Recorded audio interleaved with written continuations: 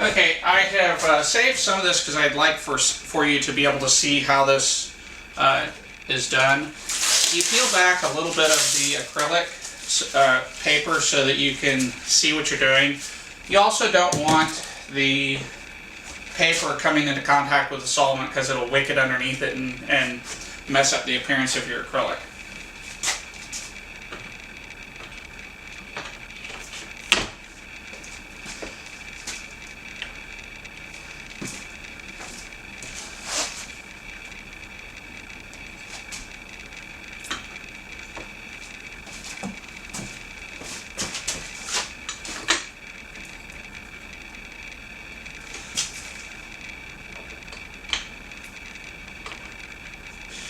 Now, at this point, I'm tightening down the lower section.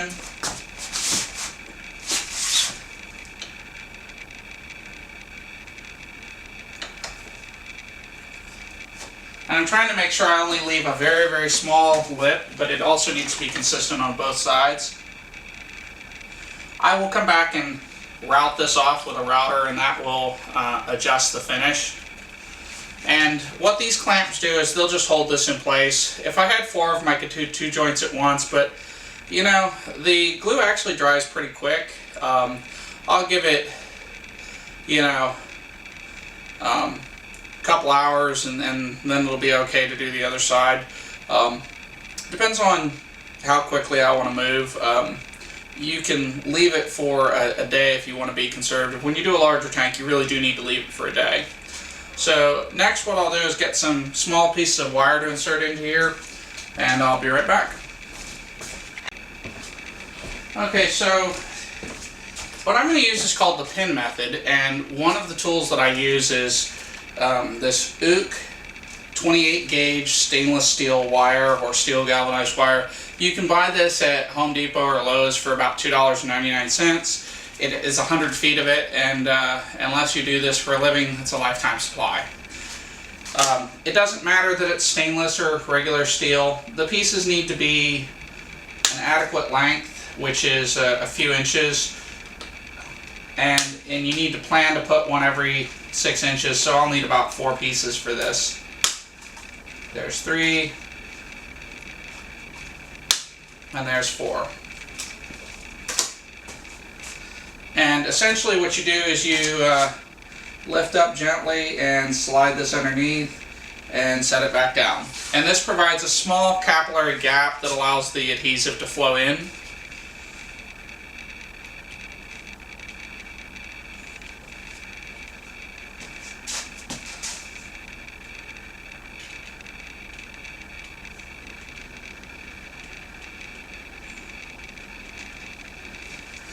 Now, with larger pieces, you want to watch the amount of overhang you have. This is 1/2 inch thick acrylic, so it's pretty sturdy, and it's okay for there to be a couple inches of overhang. If this was 1/4 inch material, this would probably be a problem for me to set it up the way I've set it up. And in case you haven't realized it, my basic design philosophy is to overbuild. So I'm going to use number 4 weld-on. This is a thin, water-like, fast-setting cement. It's always important to use fresh cement when you do these projects. This cement doesn't keep. It's made up of several volatile chemicals, and one or more of the chemicals will evaporate out over time, even if the can is sealed tightly. So the best thing to do is start with a fresh can of adhesive. It's a really inexpensive component. This was less than $15 for a pint.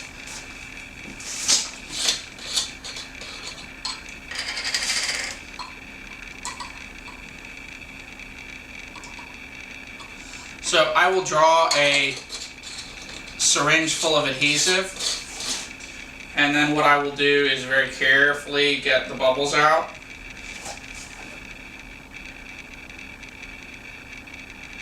And it's important here, because I'm working next to my display tank, I don't want to get any of this on there because it will stain. And then you just simply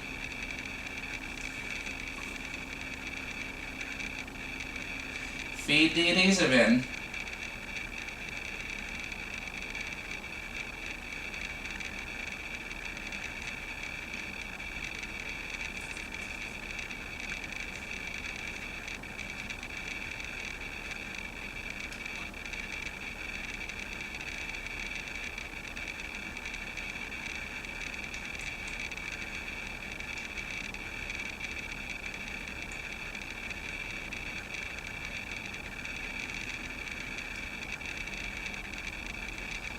Again, keep in mind the adhesive is really inexpensive, so if you use excess adhesive, it's okay. You want to get a good seal on your acrylic, so you want to use plenty of adhesive. I like to do it from both sides. And then you wait about 20 seconds and you simply pull out the little pieces of steel.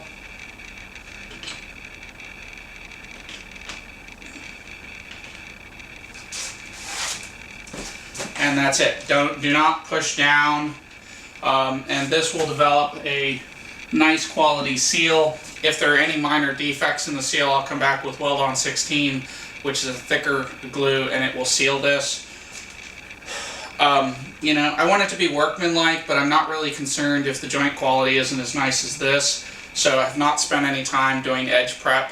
Edge prep is how you get really smooth edges. Really smooth edges glue really clean. There's also a thicker two-part adhesive. You don't want to mess with the two-part adhesive if you can avoid it.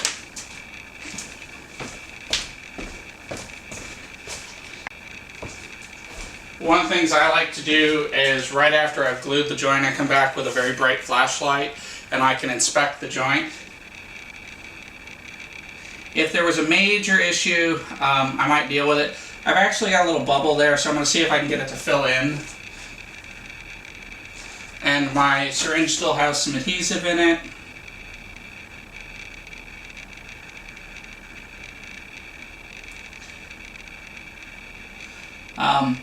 You know, I could mess with it with a needle, but it probably would make it worse, so I'm going to leave it alone.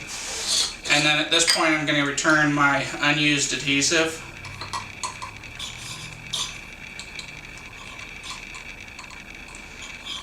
And then this syringe is done. I don't advocate reusing the syringes as the adhesive or the solvent attacks the material they're made of. It's just part of the cost of assembling the tank. And what I'll do is I'll come back and probably address this. In fact, I'll address it right now with some Weld-On 16.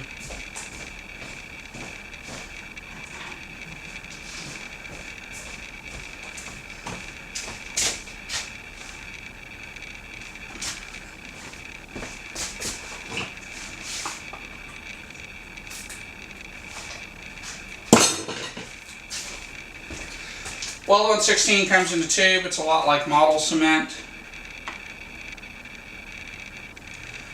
And it's a much thicker adhesive. And that'll touch up that spot. I've got just a small air bubble in there, and so that'll allow a little bit more adhesive to form where that air bubble is, and at which point I can just ignore it in the sump.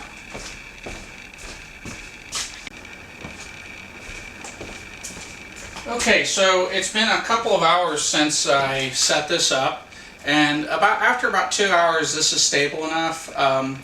You don't want to crank on it because it probably is not fully set, but I'm going to go ahead and move forward with my project. If you're using different thicknesses of acrylic, one of the things you can do is you can take and swap the corners, so you can go from here and just simply turn this around, and that will eliminate the need to reset your clamps. Again, that's if you're using different thicknesses of acrylic. In this case, I'm not, so I could have just simply rotated them, but I went ahead and just swapped the corners. I'll set it up the same way as I set the last one up. Lower this in, move these out to a consistent amount. Again, I want a very, very small lip here on the edge because I will finish that with a router.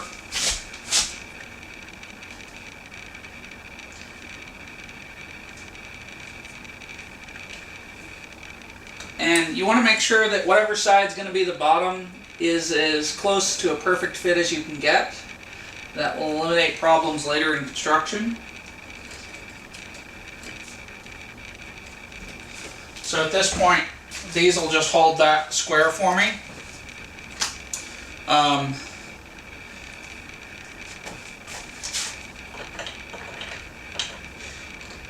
You don't want this to be tight, but you don't want it to be loose. So it should be tight enough that it holds it into position.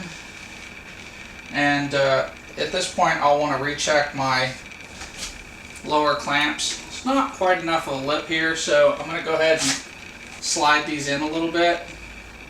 I want to actually eliminate about a 1/16 inch of material. Anything less than that and it may not route cleanly. Now, depending on how your tank displays is going to determine if you want the sides in here or on here. I'm building it in this fashion. It's a little bit more stable for construction purposes, and it allows that the front of the tank will be clean and smooth and not have an edge. The ends of the tank typically show an edge.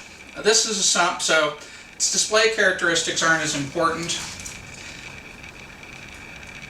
I'll go ahead and make 4 pieces of wire. And again, this is called the pin method. For my pin material, I'm using 28 gauge steel wire. You can get this at Home Depot. It's $1 or $2.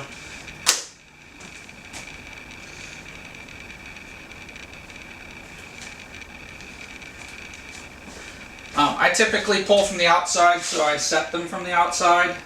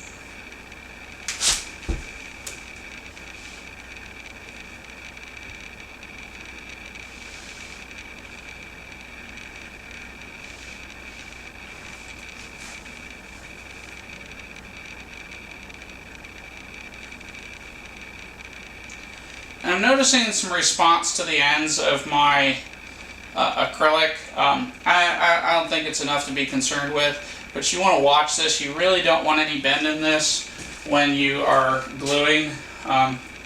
In fact, I'm going to grab something and stick under the end of it. Happen to have some track here. This will be more than sufficient for what I'm going to do.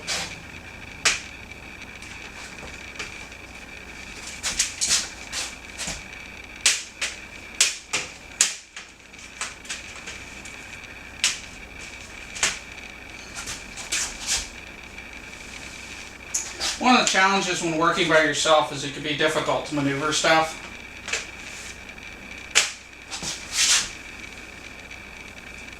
In this case, it's not doing what I want it to, so this piece will go away. I believe my 2-foot level is still, oh yeah, that's the perfect length.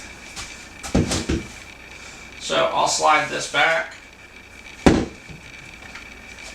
drop this level in place, and then I'll pick up my assembly, pull it forward, and set it on the edge. I want the edge of the tank supported uniformly. Only problem here is I don't want this to be at an angle when I glue it, so I'm going to search for something to stick under the end of it.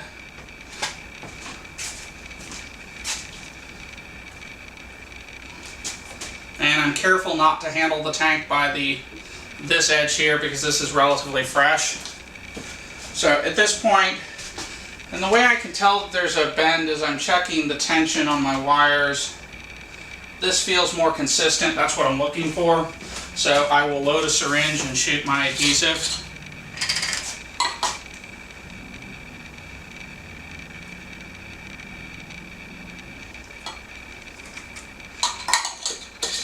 Always minimize the amount of time that you have the container open, as the solvents in the adhesive are quite volatile.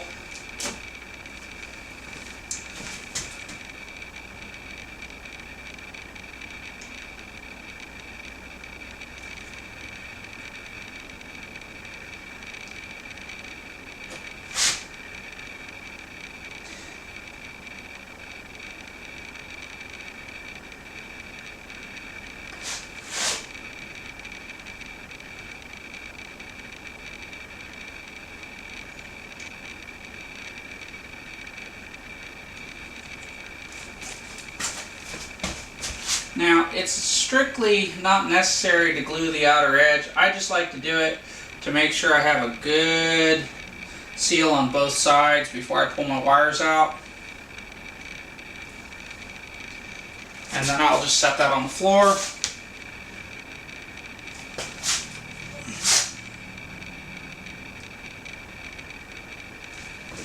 Got a little bit of a bubble here, so I'm going to blow it out with solvent.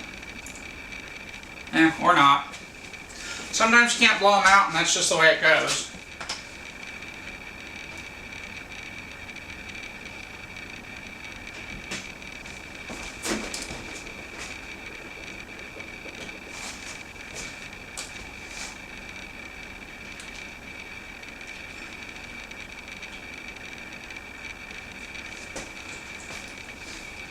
And then I always go back and touch up where my wires were to make sure I don't have any pinholes that have developed. If you wait too long, it'll leave a trail when it pulls out. This one looks about as good as they get. I'm going to return my excess adhesive.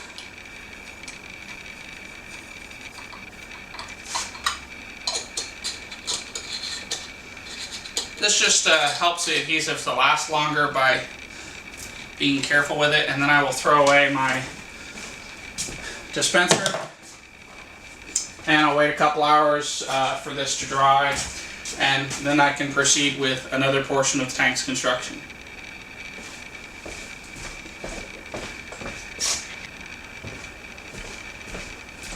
Now, sometimes it's important to keep an open mind when you're assembling an acrylic tank.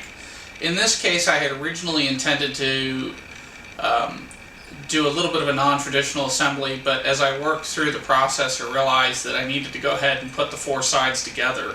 So what I'm about to do now is glue the final side onto the other three sides. It's been about, it's right now it's about 6 p.m. So I started cutting pieces at about 11 o'clock. So far I'm about 6 hours into my project, the majority of which is just drying time.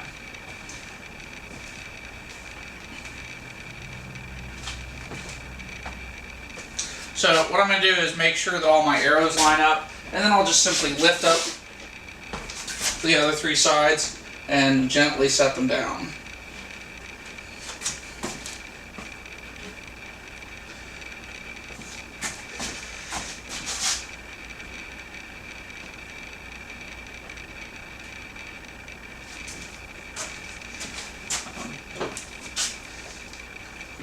I'm going to go ahead and put my clamps in place again. The primary purpose of my clamps is just to make sure that when I pull the wire out that my pieces don't move.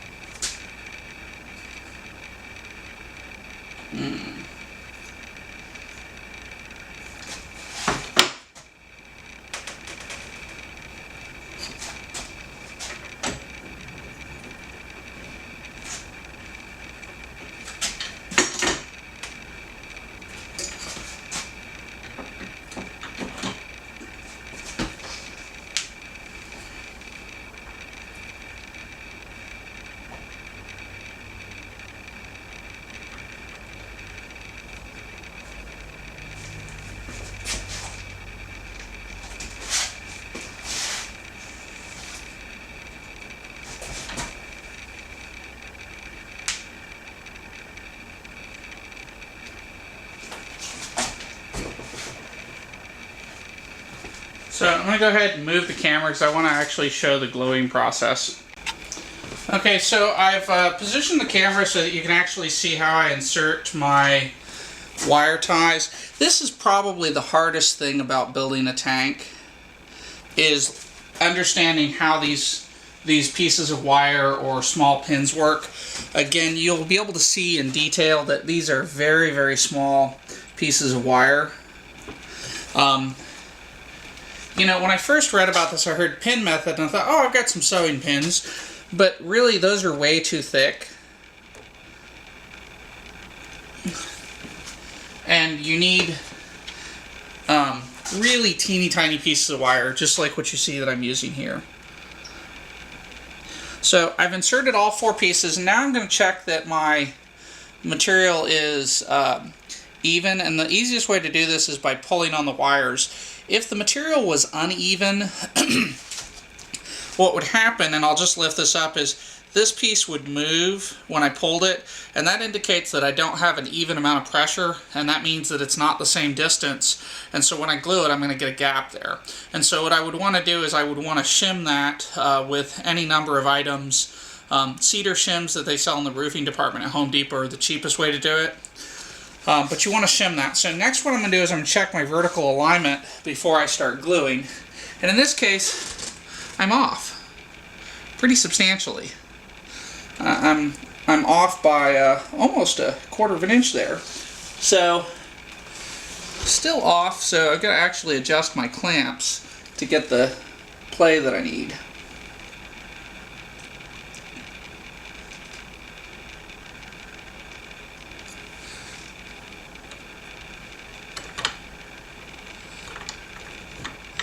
So I'm going to clamp it back, and this is the clamp that's giving me grief, so I'm actually going to pick this up and move my brace back.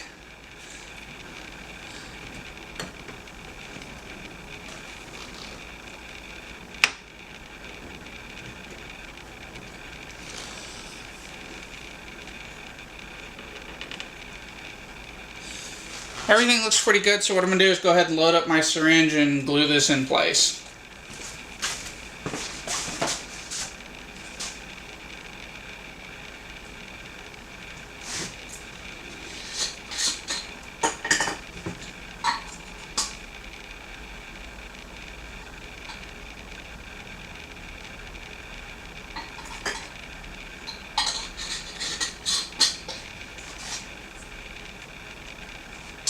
It does take about a full syringe of material, so you will see as I feed this in.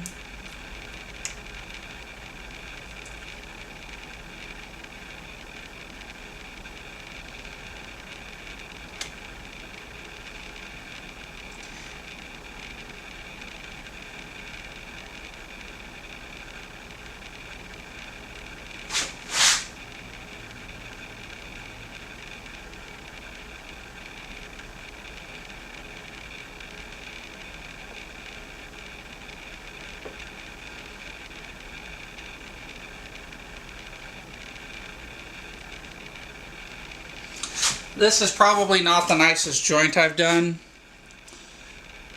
Don't have a whole ton of space on this side. So I'm going to end up with a couple of little bubbles in this joint. Sometimes it's just unavoidable, as is the case in this one. So what I'm going to do now is go ahead and pull my wires, and you want to just quickly yank them.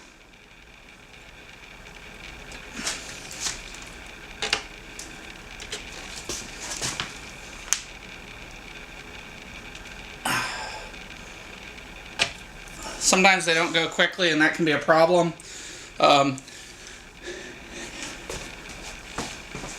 Looks like I introduced a little tiny air bubble over here. I'm going to see if I can get it.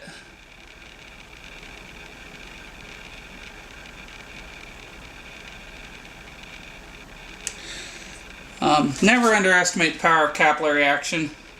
You can usually get the bubbles that form at this stage, but not always.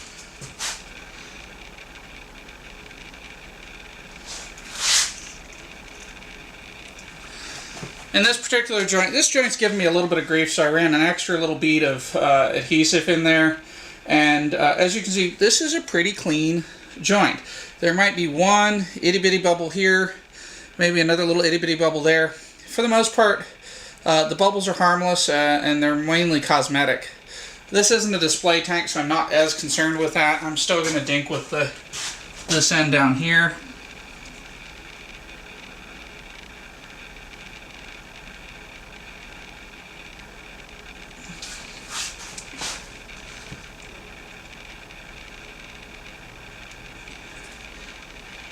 And there was just a little bit of adhesive at that end that hadn't filled in. I was able to introduce it and we're good to go. So now I'm going to empty my syringe and throw it away. So I want to talk a little bit about this tank. If this was a display tank, I would be 3/4 of the way done with this tank. The next step would be to attach the top, cut out the opening, and then attach the bottom. But because this is a sump, I'm going to construct it a little bit differently. I don't plan to use a top. I may brace the tank if I don't like the way the water test looks. But the next step is going to be to glue this end. I'll wait about an hour and a half, 2 hours for this to set up. Once that's set up, I'll go ahead and glue this end. Then I'll leave it sit overnight. Tomorrow morning I'll go ahead and install, I'll actually start to install the baffles because I want to get all my baffles in. In fact, ordinarily, I would have installed the baffles that run this way, but in this particular case, I've opted to do this in a more conventional order because I've got some complicated stuff going over in this corner. By tomorrow, I'll have the bottom attached to the tank, hopefully. We'll see. If not, then it'll be Monday. And then I will route out this edge and round over the tops of all of my pieces of my sump, at which point I will then begin to install holes for my fittings, which will be glued in place. And I'm doing this in lieu of bulkheads because A, I think this is more secure, and B, this does save money in the construction of these things. And I'll do a video on how this works so that those of you that want to try it can. I've used this for over 6 months on this tank behind me and have yet to have any problems. I don't think that this would work well on thin acrylic, but when you're using more substantial acrylic, this is a great way to, eliminate a leak point. Welded plastic doesn't leak.